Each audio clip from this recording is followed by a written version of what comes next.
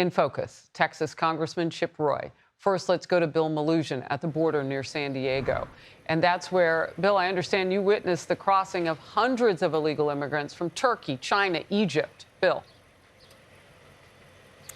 Yeah, Harris, absolutely nothing has changed down here as a result of this executive order. We continue to see mass crossings without any resistance whatsoever. We continue to see mass releases, and we continue to see Border Patrol completely outmanned. Take a look at this video. We shot this late yesterday afternoon right here in Jacumba. This is what Border Patrol has to deal with out here. You got one single agent who has to try to corral this huge group of 150 people from all around the planet who crossed illegally. They'd been waiting there for Border Patrol to pick them up for 5 hours. They were getting impatient. You got language barriers, people from China, from Turkey, from Mauritania, from the Middle East. There's no translators out there for these border agents. They can't process all these people and patrol the border at the same time. They need more manpower, and we talked to a handful of these migrants. Take a listen. From Egypt. From Egypt? Yes. All from Egypt? Yeah, group Egypt. Egypt. Good America. Egypt. America good. Good America? Yes. Yeah? Good. Yeah? Why'd you come to America? And business and the group. You want to work? Job? Work, yeah. Job. This friend. Yes. Group of friends, you guys want a job? Yes. America, good. America good. Yes.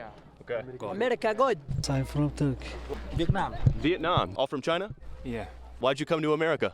For free. To be free? Yes.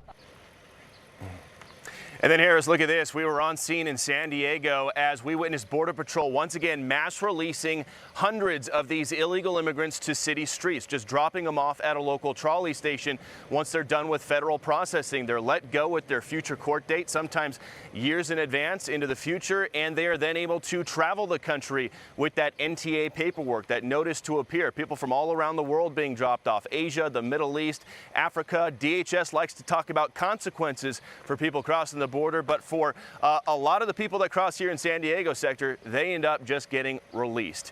And back out here live, been an interesting morning. Just a few moments ago, we had a group of Colombians cross illegally in front of us. They climbed over the wall and they asked us, are we in Texas or Arizona? We said neither, you're in California. We also came across a group of Chinese that crossed illegally. They got placed into a Border Patrol van, and somebody wrote in the dust on the back of that Border Patrol van, quote unquote, illegal alien Uber. That's how a lot of people feel about it out here. I mean, we'll send it back to you. They're laughing at us. The cartel know that they have a complicit government at this point in this country, and they are laughing at us, sending people who don't even know where they're going to be dumped off. They just know they've come illegally, and they can stay. Bill Melugin, thank you. Republican Congressman Chip Roy of Texas, now member of the Judiciary, Rules, and Budget Committees. Could you hear that? I mean, they didn't know even what state they were crossing into. They just knew that they were here, and they didn't have to leave. Congressman. Yeah, Harris, first of all, thank you for shining the light on this problem as you do regularly, and thank Bill for all of his great reporting. It is frankly because of Bill and some other of the intrepid reporters out there that we actually know the truth, what we're seeing right there. I mean, we've had 24,000 Chinese nationals who've come into this country since last October. That's more than all of last year when we had about 24,000 in 2023, which is far more than I think the several hundred that we had in the 2021 timeframe when we were still operating under President Trump's policies. Look, we've got people coming from all over the world, but I want to pause for a second here. You know, we're all still commemorating the 80th anniversary of D-Day.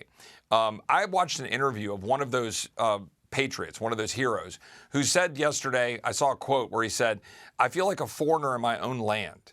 I want to think about that for a second, right? What those men fought for, what they died for, what they risked. They were fighting for a country that believes in the rule of law.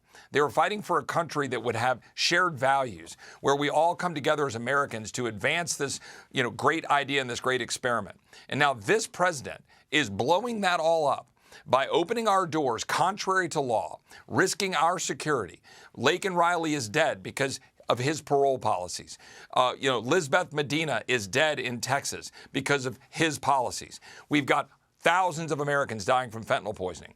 Texas wants to try to stop it, wants to try to secure our border, and the Attorney General of the United States is suing us to stop it.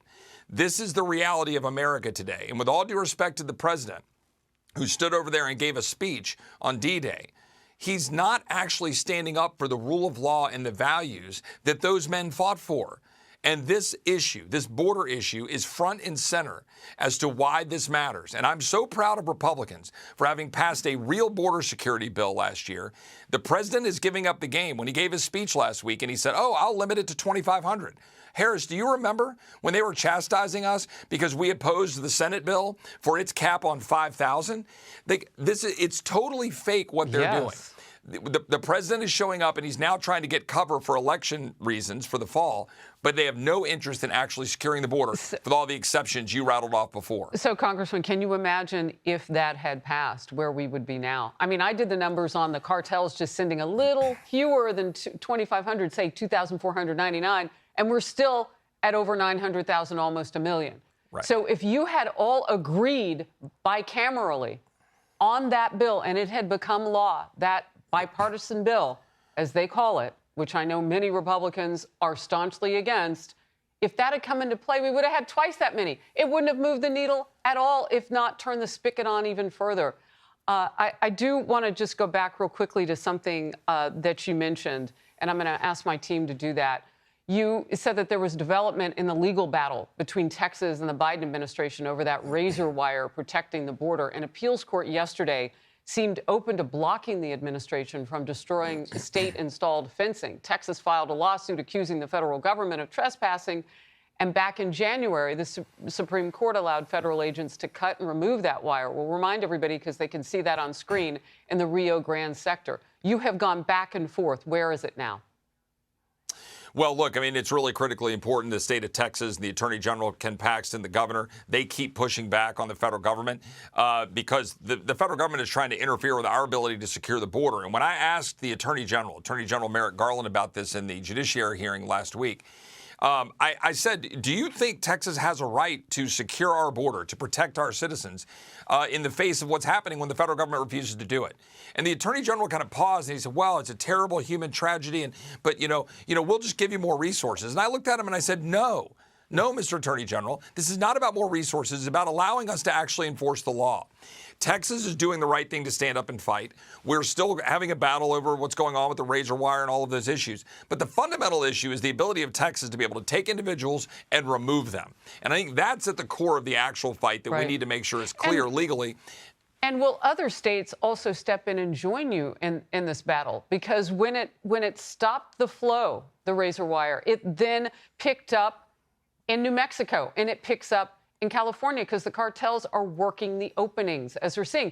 That's why, as you saw from Bill's report just moments ago, they don't know what state they're coming into. They're just told to cross wherever you can find a hole. Congressman, I have to let you go, but it is wonderful always on the program to get the latest from you, to get the perspective, and we will keep it in the forefront of our coverage, the border crisis. Thank you. Thank you, Harris. God bless you. God bless you, too. I'm Steve Doocy. I'm Brian Kilmeade. And I'm Ainsley Earhart. And click here to subscribe to the Fox News YouTube page to catch our hottest interviews and most compelling analysis.